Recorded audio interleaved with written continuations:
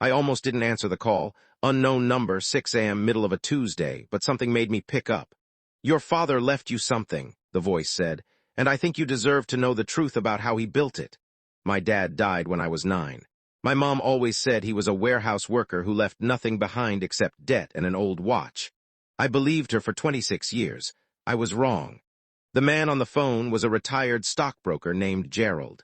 He'd worked with my father back in the late 90s, back when my dad was patiently investing every spare dollar he had into a single telecom stock nobody else believed in.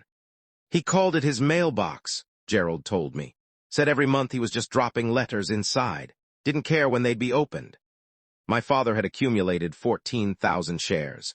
By the time the company merged in 2019, those shares were worth just over $340,000.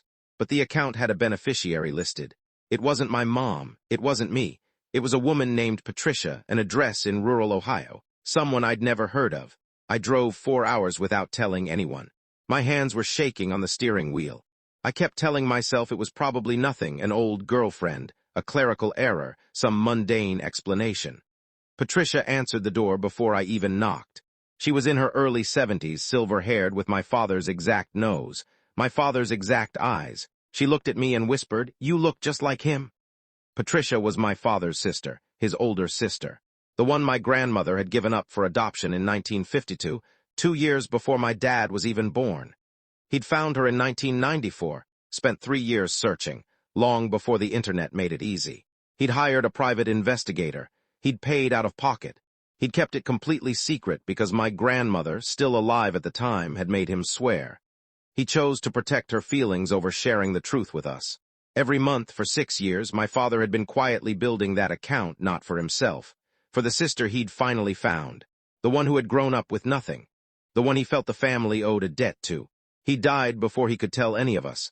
Patricia didn't even know about the money until the broker contacted her in 2021.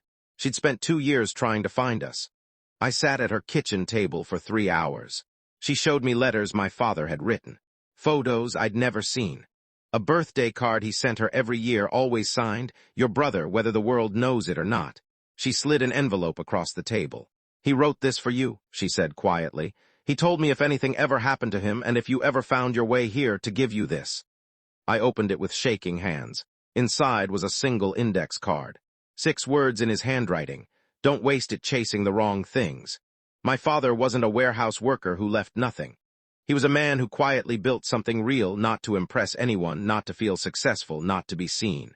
He built it for someone who needed it more than he did. I drove home 4 hours in